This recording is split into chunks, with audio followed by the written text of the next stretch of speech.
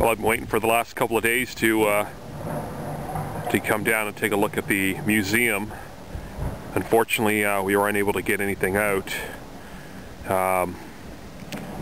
So we're going to go and take a look today to see what the condition inside the museum is.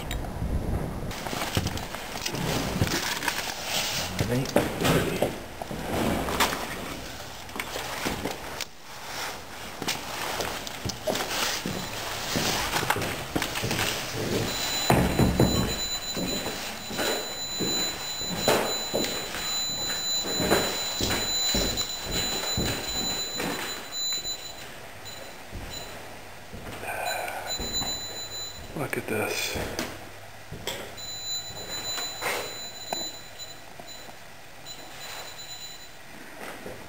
You know, security silver.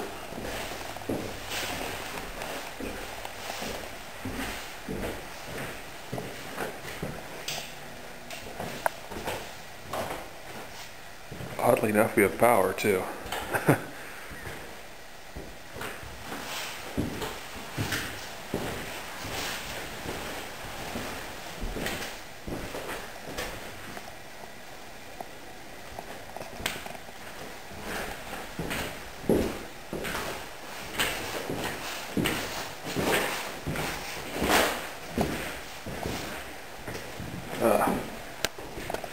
More mess.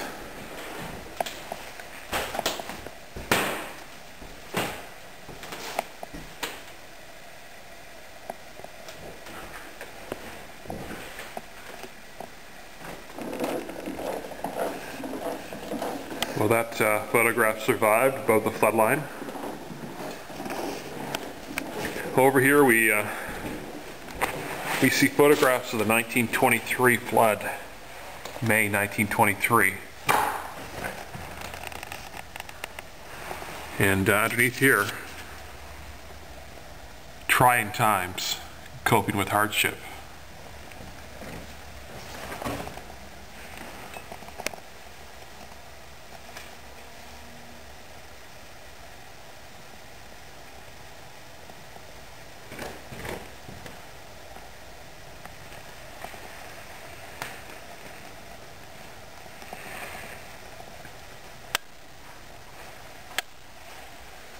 And here we are in December 2010.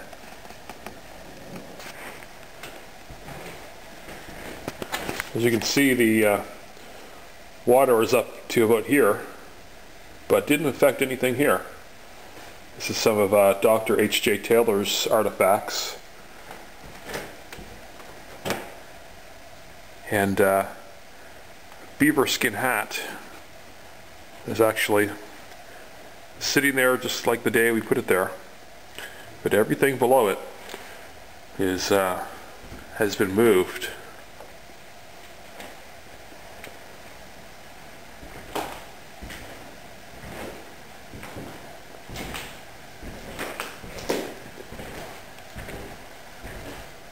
Some old photographs. Basically the water was to at least here, right up to about here.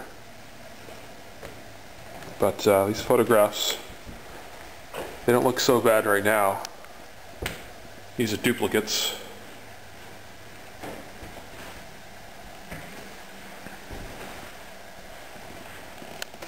There's something there. There's an old school project. Somebody did.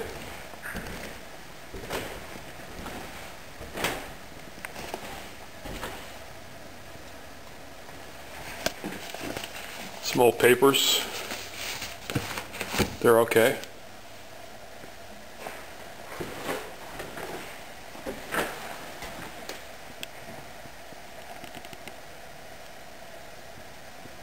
It's one of A.H. Gilmore's declarations. Copy.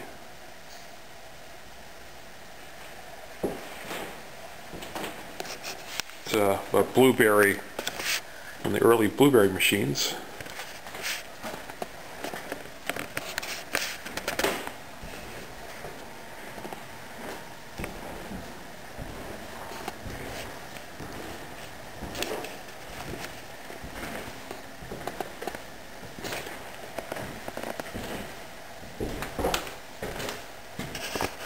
It's an old typewriter.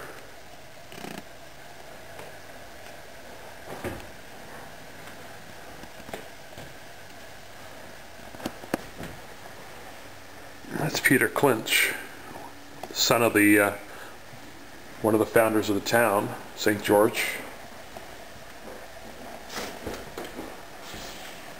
It's an old barber chair and barber mirror.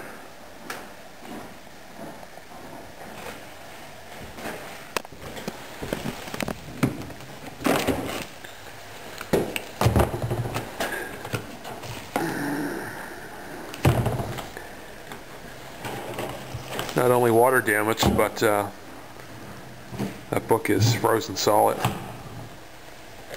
This is Saturday. It's the day after the flooding, the horrific flooding of the week of December the 13th. And looking here today at the museum, I know there is considerable damage, and we'll rebuild. We'll find the resources, and I'm asking, I guess, our supporters to keep us in mind that we're going to need your help in the months to come. And I know the town is committed to, we're going to rebuild, we're going to be back here again, and we'll, I guess the old saying, even this will come to pass. So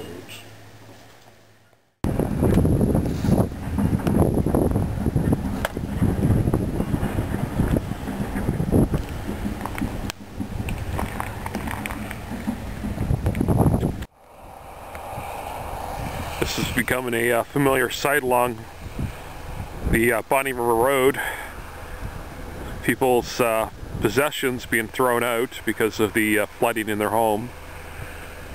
And to look at this house, doesn't look like there's any problem, but I know this guy got at least 6 inches in his basement.